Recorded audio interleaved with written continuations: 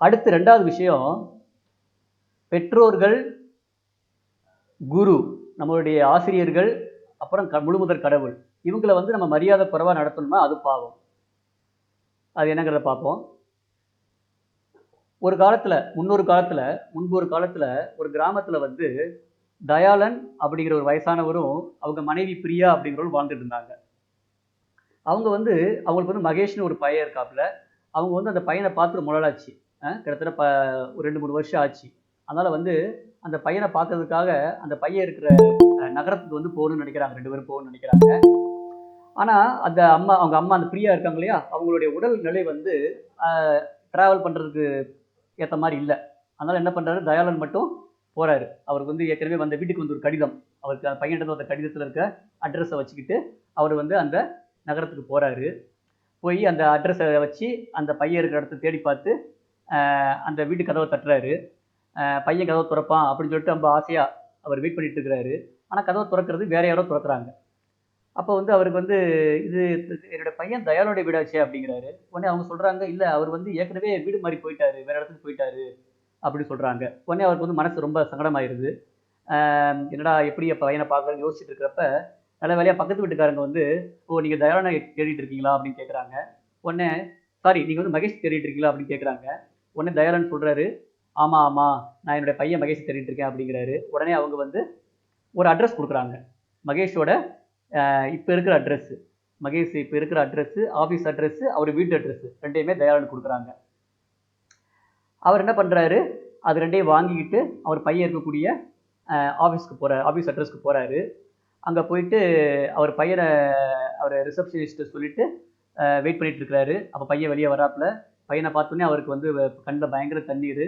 ரொம்ப சந்தோஷப்பட்டுறாரு. பையனுக்கு வந்து அப்பாவ பார்த்தோனே ரொம்ப ரொம்ப சந்தோஷம். ஏன்னா 2 பேரும் வந்து பல வருடங்கள் கழிச்சு சந்திக்கிறனால 2 பேருக்கும் ரொம்ப சந்தோஷம்.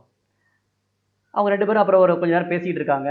பேசிக்கிட்டு இருந்தவுடனே அ தயாளன் சொல்றாரு, பையன்ட்ட சொல்றாரு, மகேஷ் இது மாரி அம்மா வந்து உன்ன பார்க்கணும்னு நெனைக்கிறாங்க. நீ வந்து வீட்டுக்கு வா" அப்படிங்கிறாரு.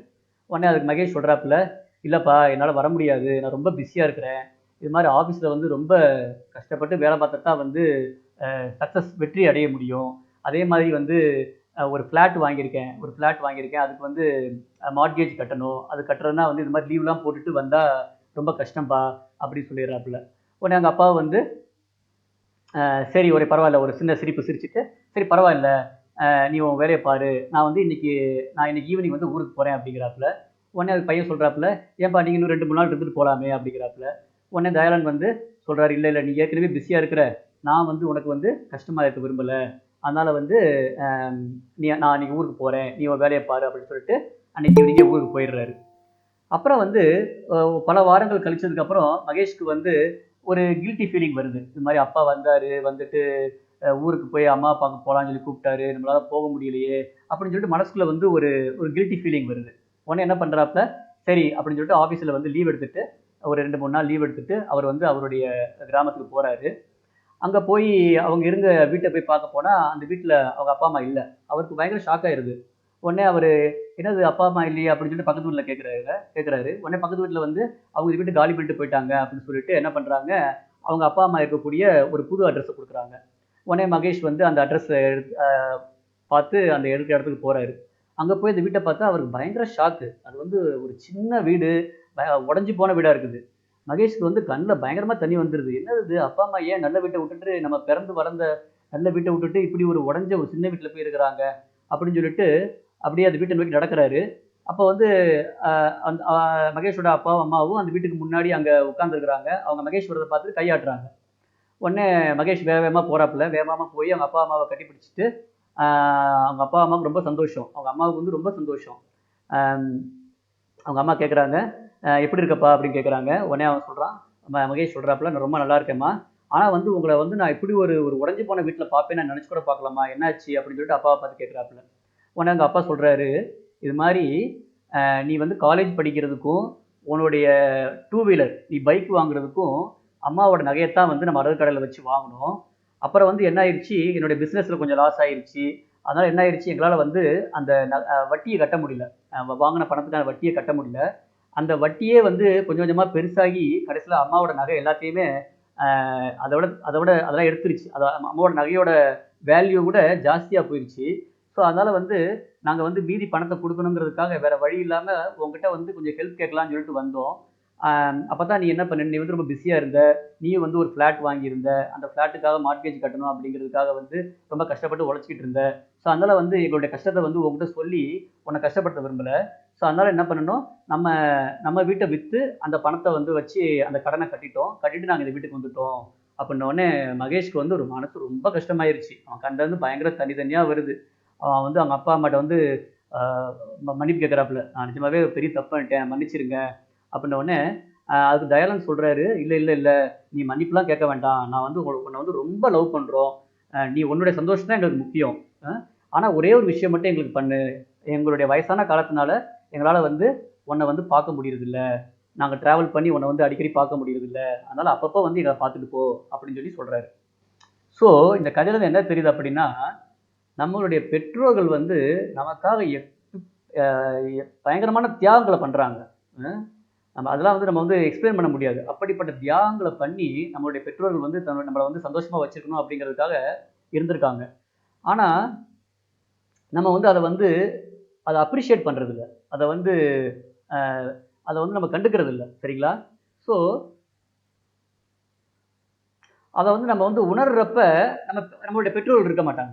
இதான் நடந்துகிட்டு இருக்கு நெறைய இடங்கள்ல. நம்மளுடைய பெற்றோர்கள் நமக்கு பண்ணக்கூடிய தியாகங்கள வந்து குழந்தைங்க வந்து அத வந்து உணர்றது கிடையாது. அத குழந்தைகள் உணர்ற டைம் வர்றப்ப, பெற்றோர்கள் வந்து உலகத்துல இருக்க மாட்டாங்க. அதனால நம்ம வந்து வாழ்க்கையில வந்து நம்மளுடைய முன்னேற்றத்துக்காக உழைச்சுக்கிட்டே போயிட்டே இருந்தாலுமே, அதையும் பண்ணிக்கிட்டு இருந்தாலுமே, நம்மளுடைய பெற்றோர்களுக்கும் அவங்களையும் வந்து விட்றாம, அவங்களுக்கு வந்து நேரம் செலவழிச்சு, அவங்களையும் வந்து நம்ம வந்து சந்தோஷமா வச்சுக்கணும். சரிங்களா? நம்ம வந்து நம்மளுடைய பெற்றோர்கள் செய்த தியாகத்துக்கு வந்து என்னைக்குமே கடன் பட்டிருக்கோம். நம்ம வந்து அதனால வந்து நம்ம பெற்றோர்கள் சொல்றத வந்து கேட்கணும். அவங்கள வந்து அவமரியாதை பண்ணக்கூடாது. அவங்க மேல கோவப்படக்கூடாது. அவங்ககிட்ட வந்து நம்ம வந்து விவாதம் பண்ணக்கூடாது. வீண் விவாதம் பண்ணக்கூடாது. அவங்ககிட்ட அவங்களுடைய தவறுகள வந்து நம்ம வந்து குறை கண்டுபிடிக்கக் கூடாது. பெற்றோர்கள் வந்து நமக்காக எவ்வளவோ தியாகம் பண்ணியிருக்காங்க. அவ்வளதான். அதான் மனசுல நிக்கணும். அத விட்டுப்புட்டு வந்து சின்ன சின்ன விஷயத்துக்குலாம் வந்து அவங்கள வந்து அவங்க மேல கோவப்படுறது, அவங்ககிட்ட விவாதம் பண்றது, அவங்ககிட்ட குறை கண்டுபிடிக்கிறது, இந்த மாரி விஷயங்கள்லாம் பண்ணவே கூடாது. சரிங்களா? ஸோ, அப்படி நம்மகிட்ட ஒரு வேளை நம்ம வந்து அவங்ககிட்ட ஏதோ தவறு இருக்கு, நம்ம ஒரு விஷயம் சொல்லணும்னா கூட, அத வந்து கண்டிப்பா பணிவா வந்து அவங்ககிட்ட சொல்லணுமே தவிர, மத்தபடி அவங்கள வந்து மரியாதை குறைவா நம்ம நடத்தவே கூடாது. பெற்றோர்களுடைய வந்து ஆசீர்வாதங்கள் வந்து ரொம்ப ரொம்ப முக்கியம். நம்ம பெற்றோர்கள் தான் வந்து நம்மளுடைய அ மிகச்சிறந்த நலம் விரும்பிகள். எந்த ஒரு குழந்தைக்குமே வந்து அவங்களுடைய பெற்றோர்கள் தான் மிகச்சிறந்த நலம் விரும்பிகள். சரிங்களா? ஸோ அதனால வந்து பெற்றோர்கள் எப்பயுமே பார்த்தா, அவங்களுடைய குழந்தைகளுக்காக வந்து பிரார்த்தனை பண்ணிக்கிட்டே இருப்பாங்க. அதனால வந்து யாருக்கெல்லாம் வந்து அவங்களுடைய பெற்றோர்களுடைய மனமார்ந்த வாழ்த்துக்கள், ஆசீர்வாதங்கள் இருக்குதோ, அவங்க வாழ்க்கையில நிம்மதியா, சந்தோஷமா இருப்பாங்க. சரிங்களா? அது ரொம்ப ரொம்ப முக்கியம். ஒருத்தங்க வாழ்க்கையில நிம்மதியா, சந்தோஷமா இருக்கணும்னா, அவங்க வந்து முழுமுதற் கடவுள் கிருஷ்ணர வழிபடணும். அதே சமயத்துல அவங்களுக்கு வந்து அவங்க பெற்றோர்களினுடைய ஆத்மார்த்தமான ஆசீர்வாதங்கள் கண்டிப்பா இருக்கணும். அப்பதான் வந்து அவங்க வாழ்க்கையில வந்து நிம்மதியா, சந்தோஷமாக இருக்க முடியும். ஸோ அதனால வந்து நம்ம பெற்றோர்களுடைய ஆசீர்வாதத்த வந்து எவ்வளவுக்கு எவ்வளவு வாங்க முடியுமோ வாங்கணும். அதுக்கு வந்து நம்ம முடிஞ்சா தினமும் நம்மளுடைய பெற்றோர்கள் கால்ல விழலாம். இல்லாட்டி அட்லீஸ்ட் வந்து ஒரு முக்கியமான நாட்கள், பிறந்த நாள், தீபாவளி, பொங்கல் இந்த மாரி ஒரு விசேஷ நாட்கள், ஜென்மாஷ்டமி அது மாரி வந்து ஒரு விசேஷ நாட்கள், இந்த மாரி நாட்கள்ல வந்து நம்மளுடைய பெற்றோர்கள கால்ல விழுந்து கண்டிப்பா வந்து நம்ம வந்து ஆசீர்வாதம் வாங்கணும். அது மாரி ஆசீர்வாதம் வாங்குறப்ப, பெற்றோர்கள் வந்து அ முழுமுதற் கடவுளை நினைத்துக்கொண்டு நிம்மதியா, சந்தோஷமா, எல்லா விதமான சௌபாக்கியங்களோடும் நிம்மதியா, சந்தோஷமா வாழுங்க அப்படின்னு சொல்லி தன்னுடைய குழந்தைகளுக்கு ஆசீர்வாதம் பண்ணணும். ஆசீர்வாதம் பண்றப்ப, அ பையன் வந்து கார் வாங்கணும், பங்களா வாங்கணும், இப்படி இருக்கணும், அப்படி இருக்கணும், அப்படி ஆசீர்வாதம் பண்ணணும்னு அவசியம் கிடையாது. இது மாதிரி முழுமுதற் கடவுள் கிருஷ்ணரை நினைச்சுக்கிட்டு, எல்லா விதமான சகல சௌபாக்கியங்களோடும் நிம்மதியா, சந்தோஷமா இருக்கணும் அப்படின்னு நீங்க ஆசீர்வாதம் பண்ணிட்டீங்கன்னா, அதுல எல்லாமே அடக்கம். அந்த குழந்தைக்கு நிம்மதியான, சந்தோஷமான வாழ்க்கைக்கு என்னென்ன தேவையோ எல்லாமே கிடைச்சிரும். சரிங்களா? ஸோ, அ அதனால வந்து அ ஏன்னா வந்து ஏற்கனவே நான் சொல்லியிருக்கேன் உங்ககிட்ட. நம்மகிட்ட வந்து நமக்கு வந்து கடவுள்ட்ட வந்து எத சரியா கேட்கணுங்கிறது தெரியாது. நம்ம சரின்னு நெனச்சு கேட்கிறது தப்பா போயிரும். நம்ம வந்து அதனால வந்து ரொம்ப கவனமா வந்து கடவுள்ட்ட இத குடு, அத குடுன்னு கேட்கக்கூடாது. அம் ஏற்கனவே ஒரு ஸ்டோரி சொல்லியிருக்கேன். அந்த ஒரு லேடி அ அந்த மரக்கட்டைய தலையில தூக்கிட்டு போயிட்டு இருக்காங்க. வயசான லேடி, வெயிலா இருக்கு, தண்ணி தாகம், மயக்கம் போட்டு விழுந்துடுறாங்க. கீழ விழுந்த உடனே கிருஷ்ணா அப்படிங்கிறாங்க. உடனே கிருஷ்ணருடைய குரல் கேட்குது. என்னம்மா உனக்கு என்ன வேணும்னு கேட்குது. உடனே இந்த அம்மா என்ன சொல்றாங்க? என்ன சொல்லியிருக்கணும்? கிருஷ்ணா நீ பார்த்து ஏதாவது பண்ணுப்பா அப்படின்னு இருக்கணும். ஆனால் நம்ம என்ன சொன்னாங்க, இந்த விறகு கட்டையை தூக்கி நம்ம தலையில் வச்சிருப்பா அப்படின்னாங்க. ஸோ இதே மாதிரி தான் நமக்கு வந்து எது வந்து கடவுள்கிட்ட கேட்கணும் கேட்கக்கூடாது நமக்கு தெரியாது. அதனால கடவுள் பொறுப்பில் கடவுள் பக்கம் பொறுப்பை படைச்சிடணும். அதனால வந்து குழந்தைகளுக்கு ஆசீர்வாதம் பண்ணுறப்ப என் குழந்தை வந்து முழுமுதல் கடவுள் கிருஷ்ணரை நினச்சிக்கிட்டு எல்லா விதமான சகல சௌபாக்கியங்களோட நிம்மதியாக சந்தோஷமாக வாழணும் அப்படின்னு நம்ம வேண்டிட்டோம்னா அது எல்லாமே நடக்கும். அதே மாதிரி சம்டைம்ஸ் இந்த குழந்தைங்க பார்த்தீங்கன்னா கோவப்படுறப்ப என்ன பண்ணுவாங்க, பெற்றோர்கள்ட்ட என்ன கேட்பாங்கன்னா, நீ ஏன் என்ன பெத்த, நானும் அவனை பற்றிக்க சொன்னேன் அப்படிம்பாங்க. ஆல்மோஸ்ட் எல்லா குழந்தையும் இதை கேட்டிருக்கு. ஏதாவது ஒரு பாயிண்ட் ஆஃப் வியூ ஏதாவது லைஃப்பில் ஏதாவது ஒரு சமயத்தில் எல்லா குழந்தைகளும் கிட்டத்தட்ட அவங்க அப்பா அம்மாட்ட கேட்டிருப்பாங்க. ஆனால் உண்மையை சொல்ல போனோம்னா நம்ம இந்த உலகத்துக்கு வந்ததுக்கு காரணம் நம்மளுடைய ஆசை. கிருஷ்ணரை விட்டு தனியாக அனுபவிக்கணும் அப்படின்னு சொல்லி ஆசைப்பட்ட ஒரே காரணத்தினால தான் நம்ம இந்த உலகத்துக்கு வந்தோம். நம்ம பெற்றோர்களால் கிடையாது. நம்ம வந்து கிருஷ்ணரை விட்டு தனித்து அனுபவிக்கணும்னு இந்த ஆசைப்பட்டதுனால அந்த ஆசையை நிறைவேற்றுறதுக்கு நம்ம பெற்றோர்கள் ஒரு கருவியாக செயல்படுறாங்க, அவ்வளோதான். ஸோ அதனால் வந்து நம்ம வந்து பெற்றோர்கள்ட்ட போயிட்டு இந்த மாதிரியான ஒரு ஒரு அற்பத்தனமான கேள்விகளை கேட்டு அவங்கள வந்து கஷ்டப்படுத்தக்கூடாது. சரிங்களா? ஸோ இதான் வந்து ரொம்ப முக்கியம். பெற்றோர்களை மதிக்க வேண்டும்.